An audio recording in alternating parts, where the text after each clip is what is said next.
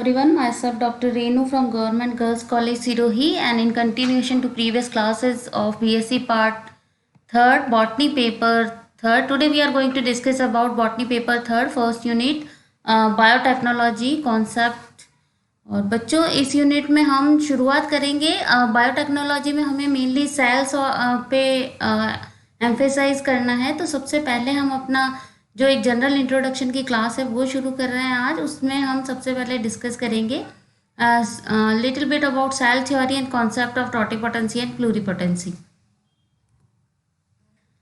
बच्चों स्लाइड में आप देख सकते हैं कि एक टिपिकल जो सेल होती है उसका हमने डायग्राम बताया है, टिपिकल प्लांट सेल।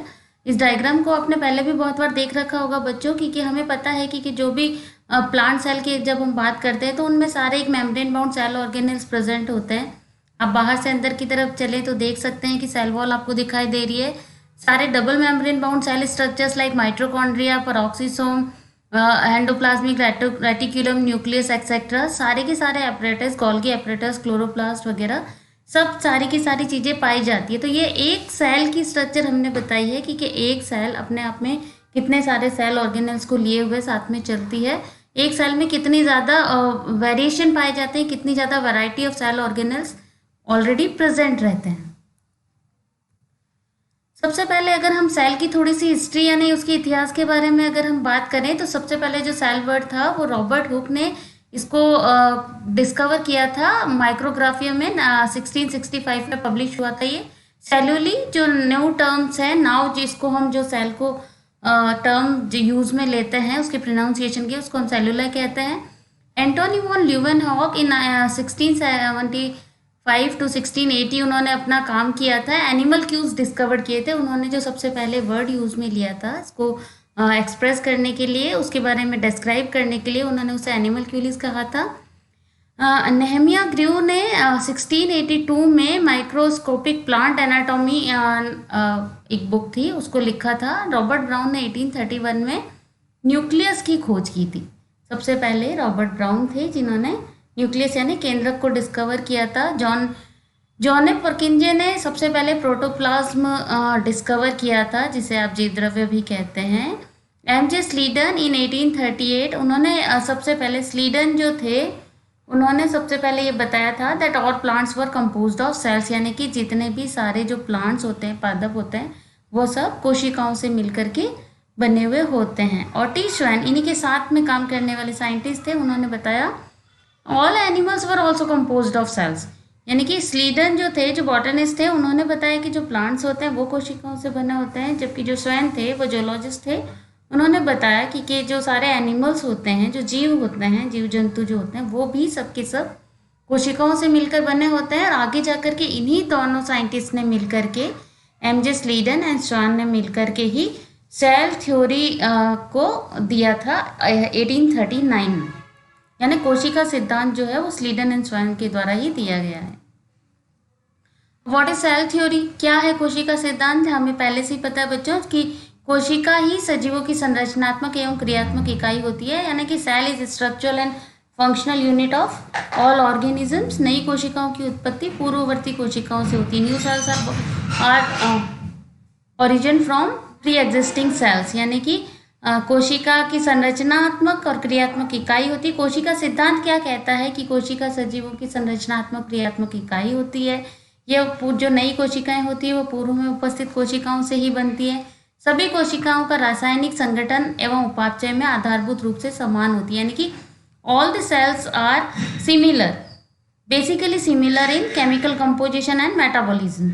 और सभी सजीव कोशिकाएं एवं कोशिकीय घटकों की परस्पर अंतक्रिया के परिणाम स्वरूप ही क्रियाशील रहते हैं, यानी कि जितने भी सारे जो लिविंग ऑर्गेनिजम्स होते हैं वो सेल्स और सेल्स के जो कंपोनेंट्स होते हैं उनकी आपस में जो इंटर रिलेशनशिप होती है, आपस में जो रिएक्शंस होती हैं, उन्हीं के परिणाम स्वरूप ये आपस में क्रियाशील अवस्था में रहते हैं। एक्सेप्शंस ऑफ सेल थ्योरी, यानी कि कुछ ऐसे भी हैं जो सेल थ्योरी के अपवाद होते हैं, जैसे कि viruses, viroids, virusoids, prions and coenocytic alga and fungus. ये सारे जो हैं वो सेल थ्योरी के अपवाद हैं, सेल थ्योरी के एक्सेप्शंस हैं। अब कोशिका की पूर्ण सत्यता क्या होती है? What is the totipotency in cells? कोशिकीय पूर्ण सख्तता यानी कि जो टोटिपोटेंसी शब्द का सबसे पहले प्रयोग था वो हैबरलैंड ने 1902 में किया था। कोशिकीय पूर्ण सख्तता होती क्या है कि एक जीवित केंद्रयुक्त कोशिका में विभेदन द्वारा संपूर्ण जीव या उसके किसी भाग के पुनर्निर्माण की क्षमता को ही हम पूर्ण सख्तता कहते हैं। क्या होती है टोटिपोटेंसी? यानी कि जो भी एक जीवित केंद्रक युक्त कोशिका होती है, कोई भी एक सेल जिसके अंदर हमें न्यूक्लियस प्रेजेंट होता है, उसमें डिवीजन होता है और वो जो न्यूक्लियस होता है, वो सेल जो होती है वो डिवाइड होकर के एक कंप्लीट न्यू ऑर्गेनिज्म बना लेती है, या फिर उस सेल का कोई भी एक उस ऑर्गेनिज्म का कोई भी एक पार्ट जो होता है वो नया विभेदन की क्षमता के द्वारा एक नए पूर्ण कोशिका का निर्माण कर देता है।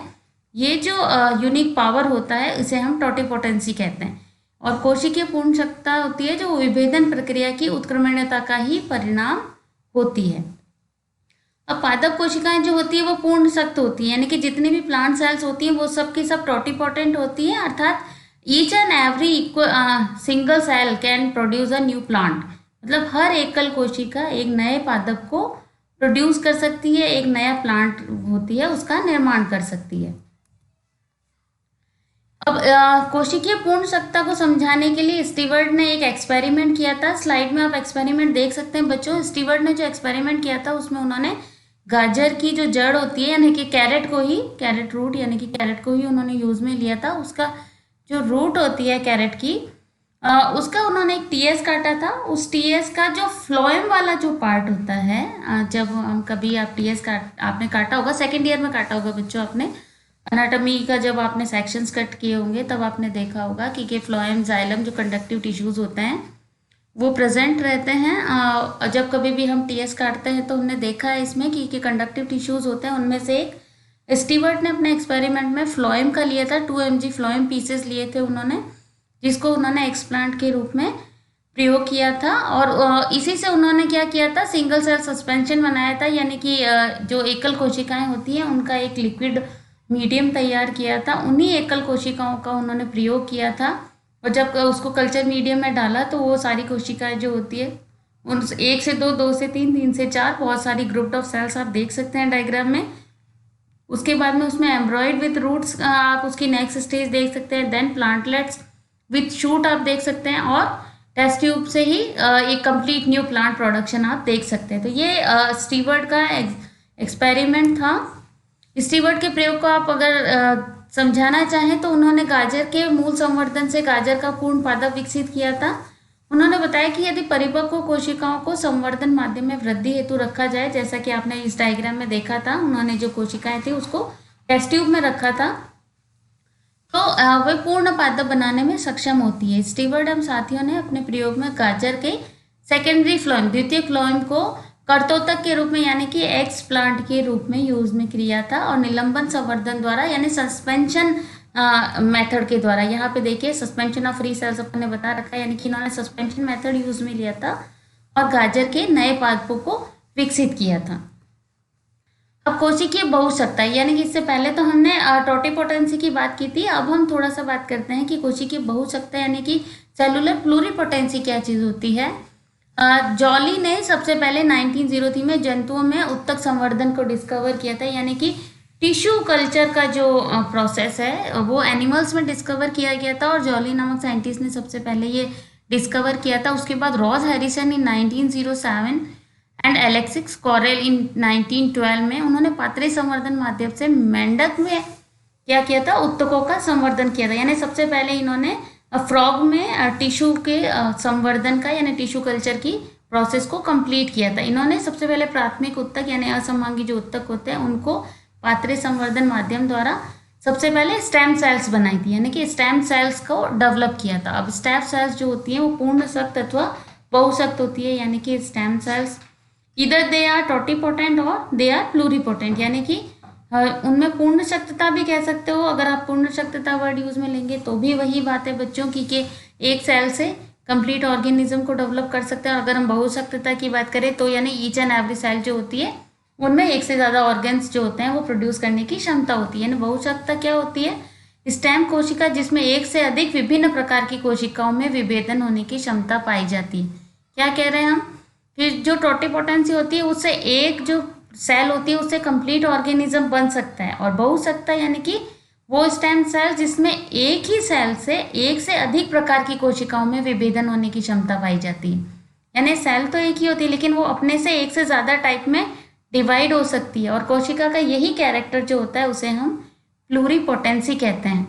और इसका एग्जाम्पल है हमारे जो ह्यूमंस होते हैं, जैसे कि हम सभी ह्यूमन बीइंग हैं, उनमें जो बोन मेरो होता है उसमें जो हिमेटोपोटेटिक सेल्स होती हैं वो सब प्लूरीपोटेंट सेल का एग्जाम्पल होती हैं।